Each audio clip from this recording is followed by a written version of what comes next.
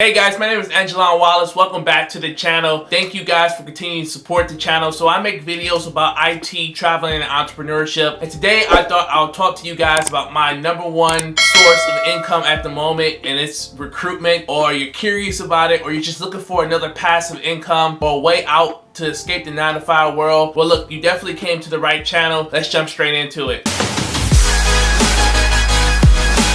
Alright guys, so look, let's talk about how I actually got started in recruitment. I actually started recruiting back maybe almost 5-6 years ago when I lived in Australia. I learned recruitment when I was over there, but I couldn't stay in Australia and do that because of the visa issues. So I decided to come back here and start my own company. Very simple process. And you guys are probably thinking it's a million things you need to do. No, it's not. It's very straightforward. It's ABC, easy as 1, 2, 3. Like, you don't need to do that much, at all. When I started off recruitment, my specialization was more so in the geospatial agriculture space. So I mostly worked with a lot of GIS developers, data analytics, computer vision, anywhere from senior software engineers, Golang, C++, you name it. That was my specialty. Recently, when COVID happened, I had to adapt. A lot of my roles got put on hold, so I started working on healthcare roles as well. I'm a strong believer, and I've always been taught and told any good recruiter can recruit for anything. But of course, it is good and smart for you guys starting off in this space to specialize in the space. I would highly recommend it for any new beginners out there to choose a field and specialize in it. I've been doing it for so long now, it's easy for me to just hop on any job in any space and do it myself. So when I first started my company, there's basic things that you're gonna need. You're gonna need to get yourself an LLC. Very simple. All you're doing is, of course, getting the EIN, and you're checking to make sure you're gonna name your, you're gonna give your business a name, and you're just making sure that no one has that name. You're gonna check that online with your government. I think it's Laura for us in Michigan, but depending on where you're at, you're just gonna get that LLC. I think it's no more than like 40 or 50 bucks. Not that much, guys, to really get started on that. Then you gotta go to a bank, open you up a bank account. Try to go to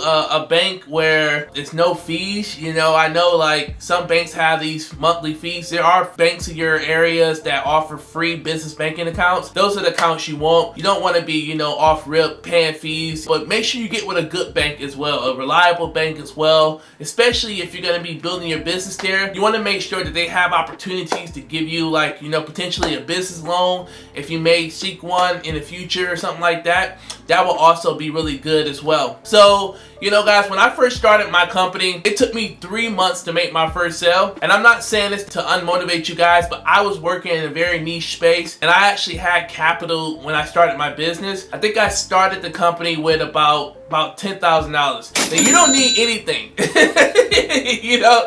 You don't need anybody. You probably need less than 200 bucks and you can get started. I just had capital behind me because I actually was preparing to quit my job. So, of course, I needed to make sure my rent was covered, my costs, software tools that I personally use. I do use a lot of different software tools. I just wanted to make sure I had everything I needed, going forward. I started the business off with about 10K, but you really only need literally no more than a couple $100 to get started. I started off, I got me a Wix website. Really, very simple. When you go to Wix, so this is what happened, and I want to, kind of just prepare you guys as well. The website, just to show credibility. That's all it's for. Of course, the better it look, of course, the better it's going to help you. But you do not need to spend hours and hours and hours. I did that for you already. I spent so much time, so many weeks working on my first website, and I wasted so much time. When you go into the Wix template, pick a template, don't change anything, just add content into it. If you want to be different or creative, maybe go choose like an artistic, template versus, I know a lot of people go into like Wix or WordPress and they go to business, they go to consultant, and they choose those templates. But if you want to stand out and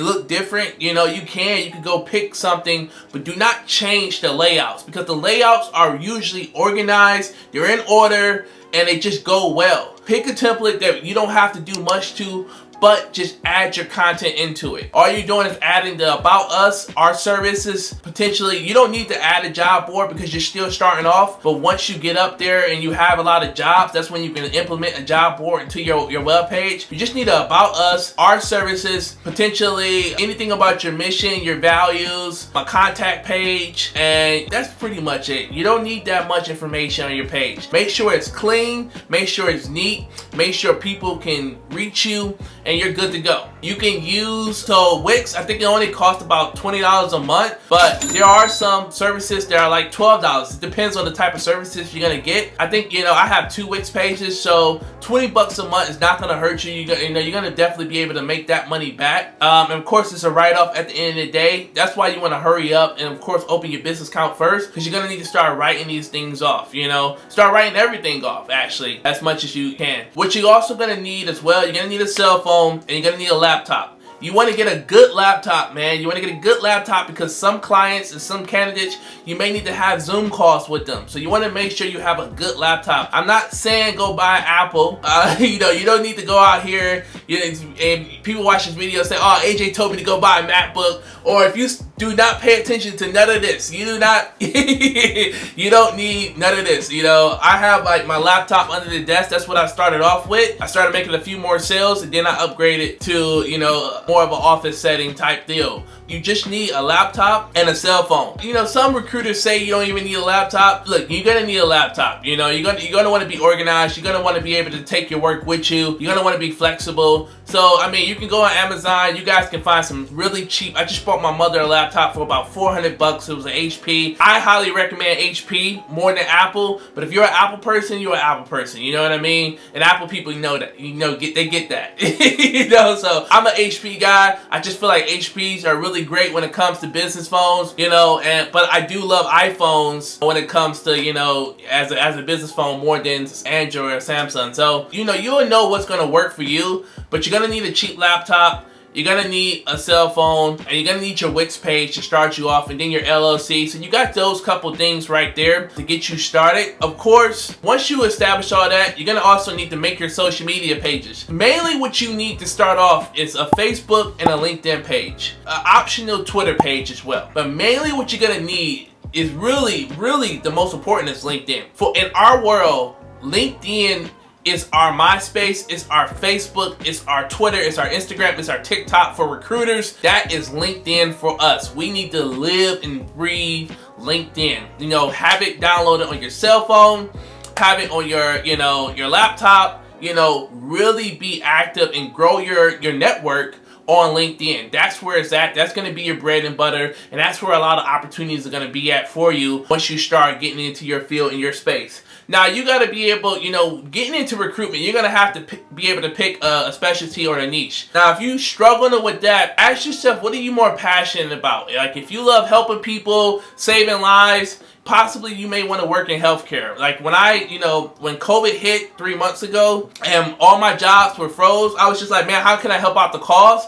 I started, picking up some jobs and start, placing a lot of nurses and EMTs to help out with the COVID crisis. And that really made me feel good, because I was really doing some good and also making money to pay my bills and, continue to let me work for myself as well. So that was highly important to me also. So understand, just ask yourself, what are you passionate about? What are you going to like to do?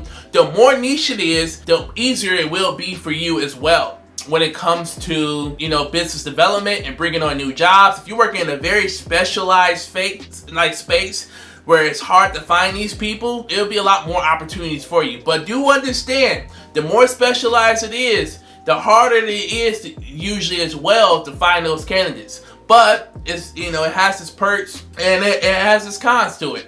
But at the end of the day, if you're like someone who's going to struggle at business development, pick an area where there's just a lot of high job, where where business development may not be too hard for you. So if you know that you struggle with doing BD or business development, the great thing about having your own staffing company, you can partner with other staffing companies, you can find startup companies, you can find, even reaching out to your friends and your family members and asking them, hey, who's hiring? Who's who's in charge of the hiring at your job. Put me in touch with HR. Put me in touch with those managers. You're gonna have to network as much as possible while starting your staffing agency. And because at the end of the day, you can't teach hunger. You can't teach hunger. Man, I was hungry.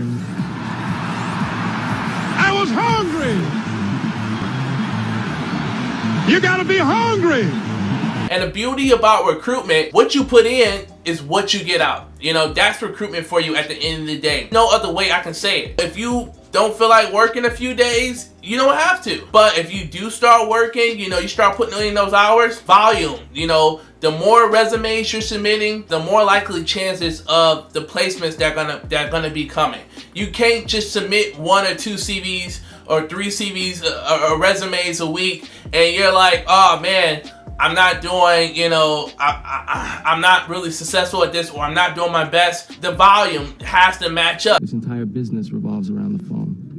Play the numbers. This is a contact sport, meaning the more people you contact, the better you'll do. I mean, a good broker makes over 700 calls a day. You have to make, 20, 40 calls a day. You have to be engaging. You have to be talking to people. You have to be submitting resumes, interviews. If you have 5 to 10 interviews a week, most likely you're going to be making 1 to 2 placements a week. And those deals are just going to start coming in. So it's very, very simple in that sense. So, once you get all those things that I mentioned, the Wix website, and going back to the Wix website, when I found the template that I like, I hired a Wix partner to make it look more cleaner and professional. And I paid them only about $200. So I put all my content in, I made it look really nice. Maybe I just changed the colors. And then I hired this team and I was like, hey, just wanted to look cleaner. I wanted to look a little bit more professional, nicely cut. And they did a good job. They did a nice job for me. Very simple, and I was ready to go. Now, let's just say you pick a niche area. Now it's time for you to start looking for jobs. So what you're going to do is go to your favorite job platforms. You're going to go to Indeed, Monster, whatever, Zip2, whatever you're using to find jobs right now. There's so many sourcing platforms, and I'm going to have to make another video about that because there's so many sourcing areas where you can find jobs and find opportunities. But whatever you use, mostly LinkedIn as well is like #1.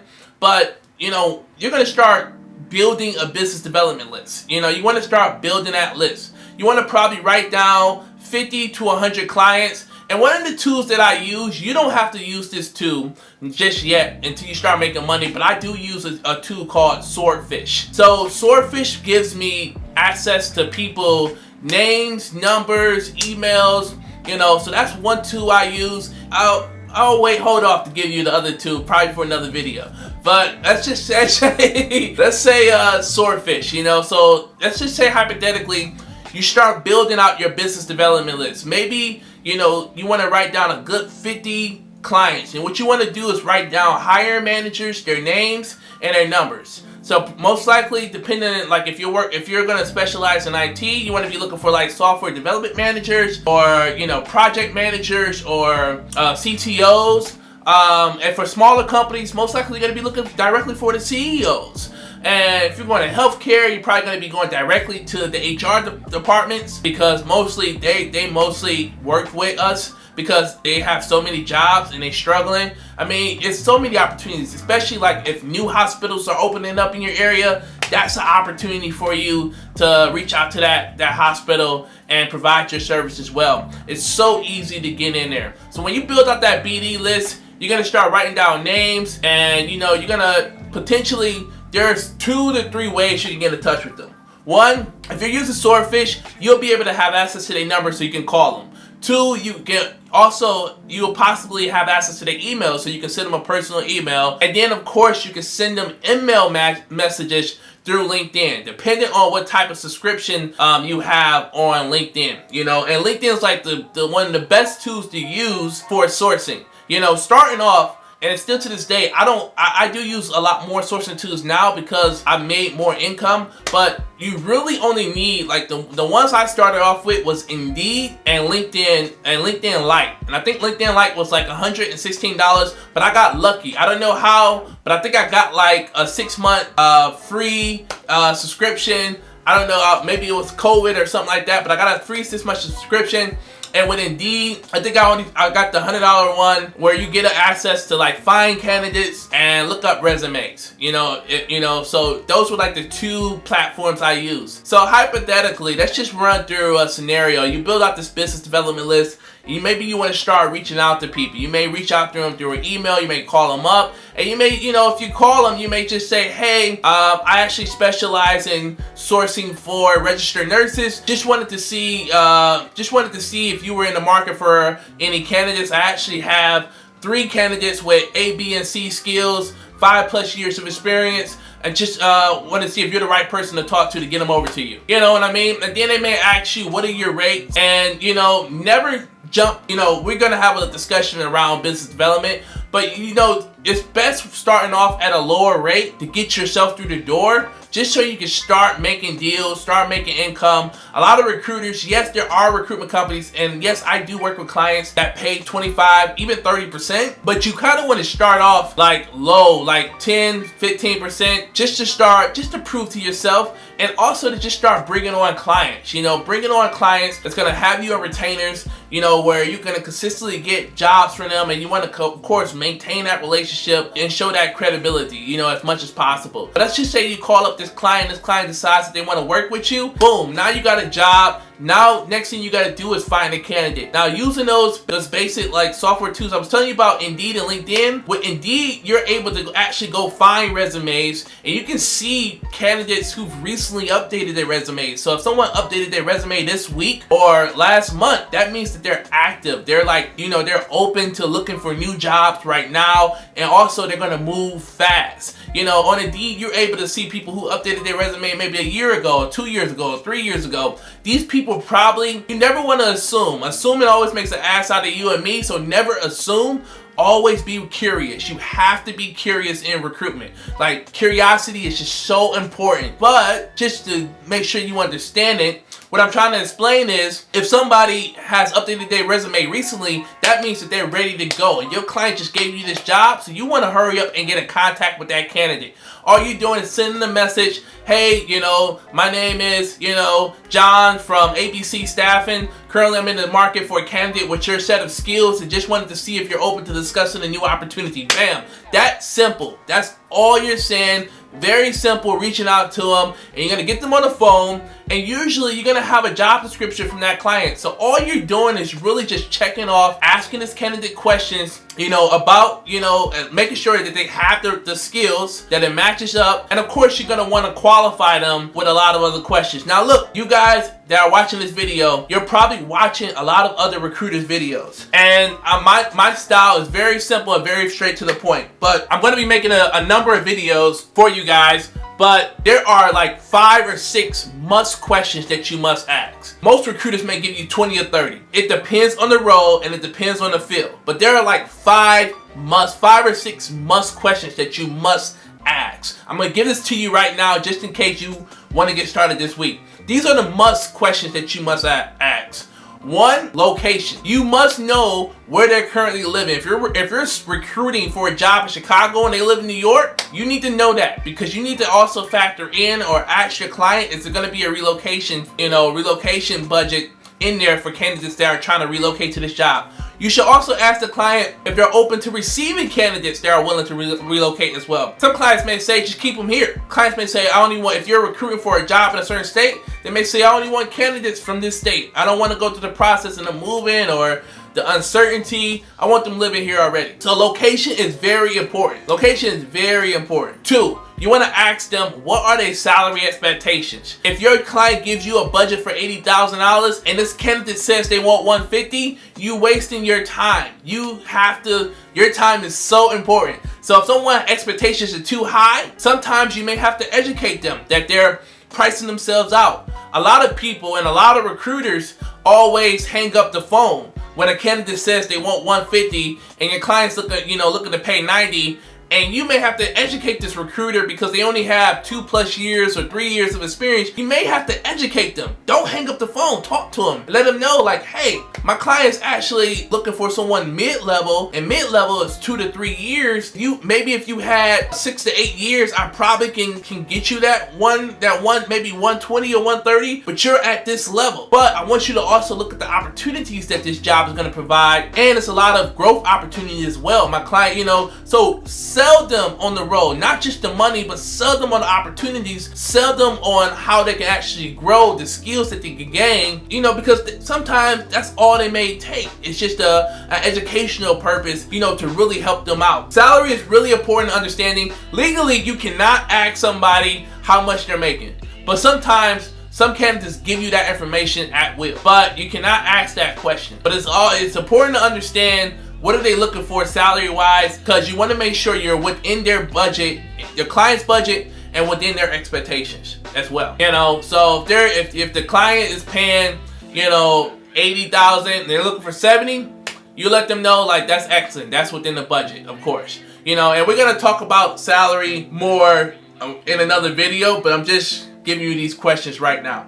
Location, we got salary. You need to understand why they're leaving their job. You want to understand why they're leaving their job because you're going to need to do a reference check, most likely, or the client may do it. And if they got fired, you don't want any surprises when the client has to call this person and they tell them, we actually fired this candidate. So you want to know why they're leaving their job. The reasons why can also help you when it comes to actually adding to your selling points. So maybe they're looking for a bigger team or more skills or more growth opportunities because they're at a smaller company. Maybe they want to go to a medium size or a much larger company. That why gives you an advantage to sell more on what they're looking for as well. But it also just helps you understand, as well. Salary, location, why. I always ask a hypothetical question. So I always ask them, hypothetically, if your current job was to make you a counter offer, would you accept or would you deny it if I was to get you this job? And most candidates, so look, I always ask this question because it helps me save time. I want to know, because you got to think, you're making so many calls a day, you're working for yourself, you are a business owner now, so your time is so valuable. So I ask candidates before I go, you got to go through a process, a recruitment process with these guys. 1-round interviews, 2-round interviews, 3rd interviews, talking to the client, talking to the candidate, talking to the client.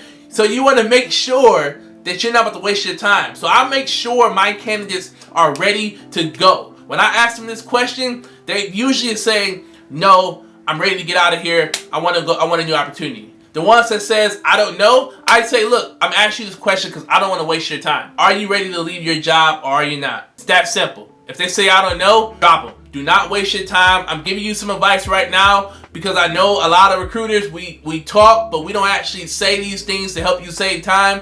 Drop them. Don't waste your time. You want to work with people who are ready to go, who are looking for a new job. So you definitely want to get that sense. So I got salary, location, hypothetical, your reason why. I feel like I'm missing one more. And I mean, the other questions are going to be the qualifying them. So you're going to be qualifying them throughout the resume. So you're just going to be making sure that they actually have the skills in the job descriptions. You're going to be checking that off. So if the client's looking for 2+ years of experience in this, you're going to ask them, do you have 2+ years of experience in that? If you don't see something in the job description on their resume, you need to add it in their resume. You want to make sure the resume looks really good and it matches the job description and matches your client's expectations as much as possible. So you want to make sure you add that in there, or you ask your candidate to update that as well.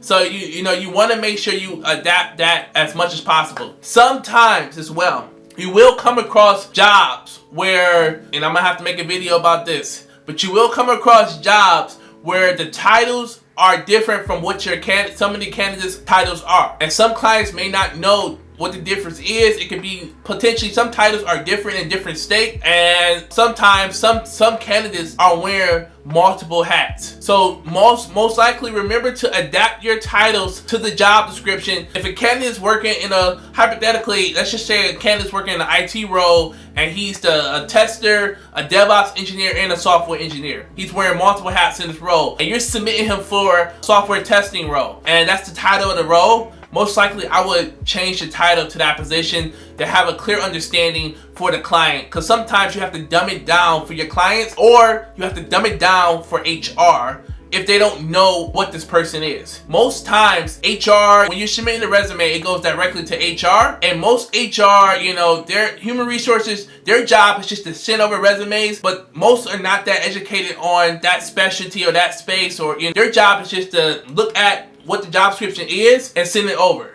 That's usually what it is most of the times if you're starting your agency. So you have to dumb it down for that talent acquisition person or that HR person. Not all are like that. Sometimes you get lucky and you come across the ones that know their stuff. I remember there was a situation, this one HR person, one of my partners asked her, what languages are you looking for? And she said English. It was a software developer role. You know, one of our recruit partners like, yo, what languages are you looking for? You know, and she was like, English. But we're talking about a developer role like Python, Java, C++. So that's what I'm saying. You're gonna have like some HR people won't know their stuff. So make sure you dumb it down. If it says 2+ years in this, you want to make sure it says that, and you dumb it down for that person. So let's just say hypothetically, you get those questions out the way, you get your candidate interview.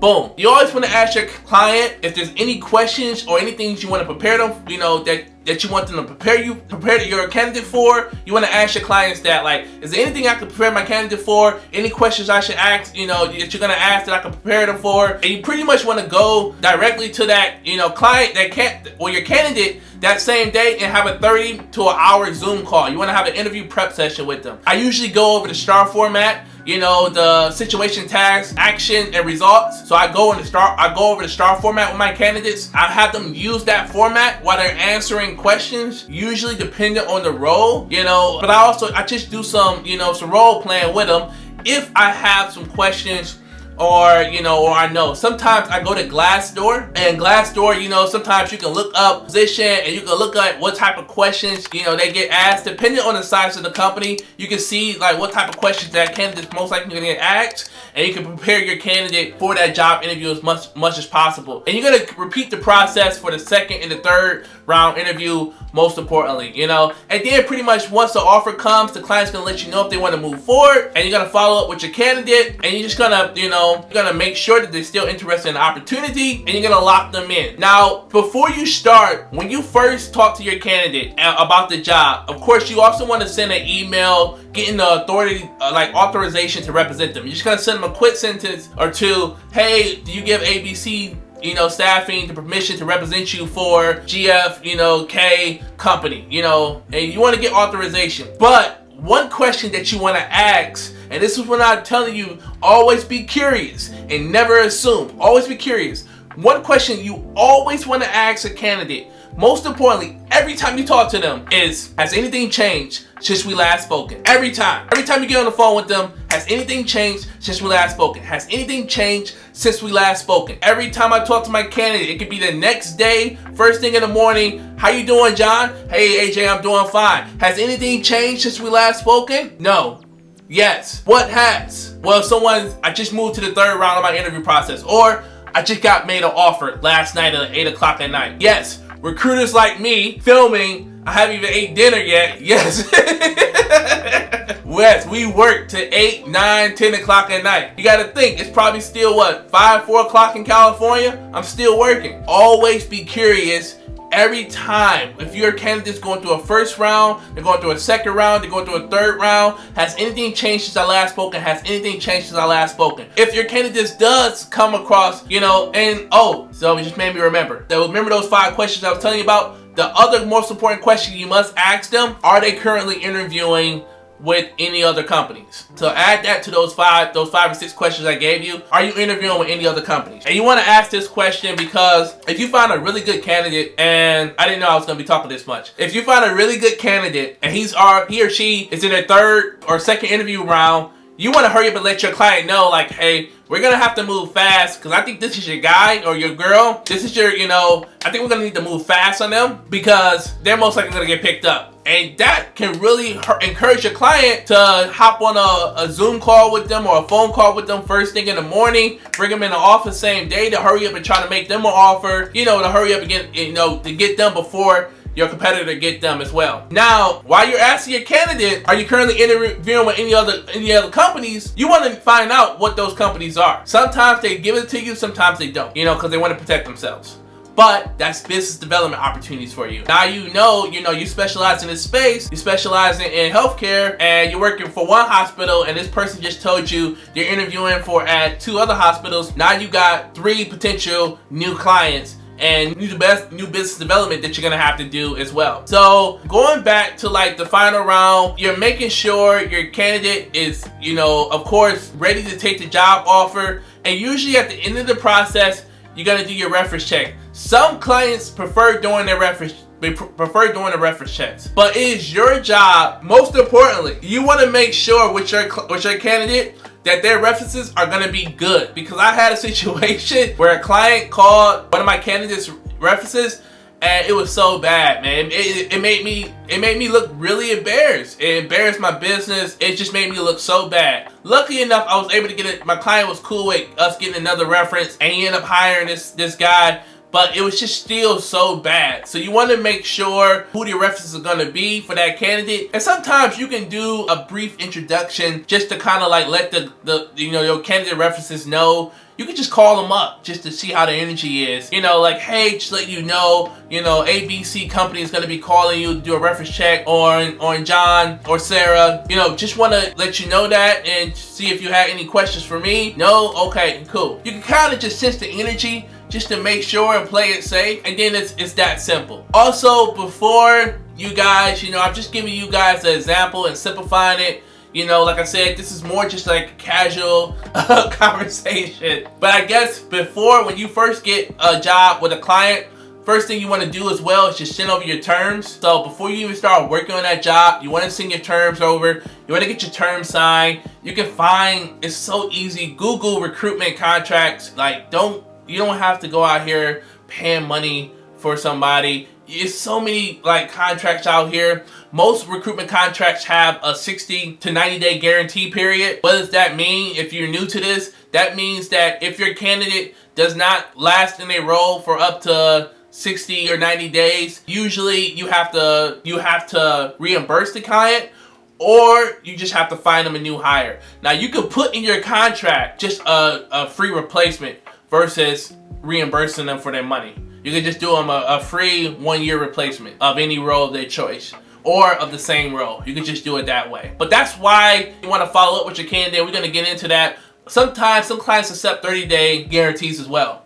Some clients do accept 30-day guarantees. I don't really like, you have 30, 60, 90 days. I've seen 6-month guarantees as well. For me, it's just like, man, when you're new, you got to do what you got to do. But it's hard as a recruiter, it's hard for us to control how somebody's gonna be or feel over a span of 6 months. We can't, our job is all about controlling the process. We can't control 6 months. 6 months is like that's a whole new family for that person. And when you join a new family, you're gonna quickly find out what you love and what you don't like. You know what I mean? And a lot of things can go south. So, but I mean, sometimes you gotta do what you gotta do, at the end of the day.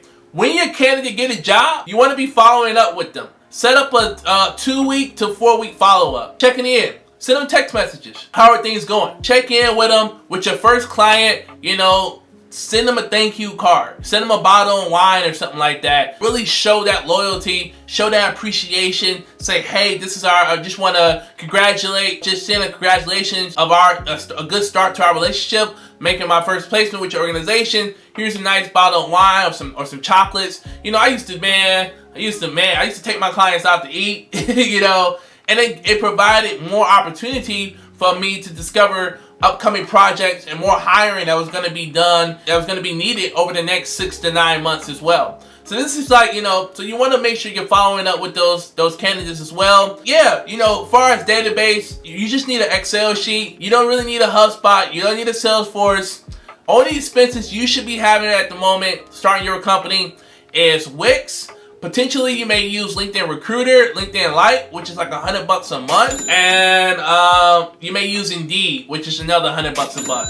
So you'll probably be spending around maybe between like $250, $270 a month on software tools, or you could just use one and limit it. But the more you have, the better, because you are going to be competing, at the end of the day. But I think if you put your head down, you work hard, it is very easy for you guys to like make a deal within your first week, your first month. You got to think, you set aside $500 or $1,000 to start you off. I mean, you're gonna easily make that money back, and there's so many ways to make that money back. I wouldn't even doubt, I wouldn't even let it run past me. And it took me 3 months to make my first sale, and it was roughly around $23,000. And and that was like in 3 months, and I was just going hard because I was specializing in a really hard space, and it just took me a while. And then after that, deals just start rolling in.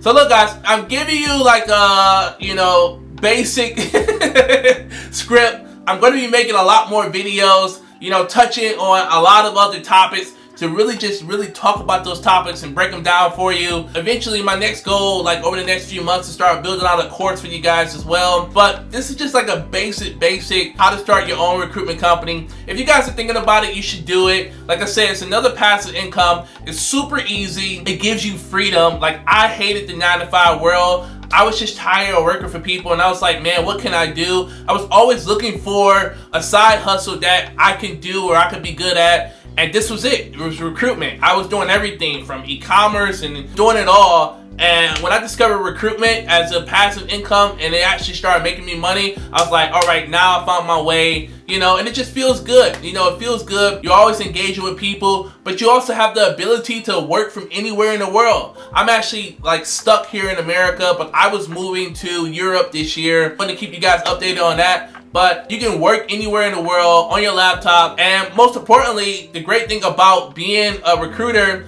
is, have your own business. You can contract on the side and still work with other companies while you continue to build your business as well. So look, guys, if you got some questions, comment below. If it's topics that you want me to touch on, please let me know. Look, I can't wait to talk to you guys soon. Make sure you subscribe, like that button as well. And look, I'll see you guys soon. Thank you.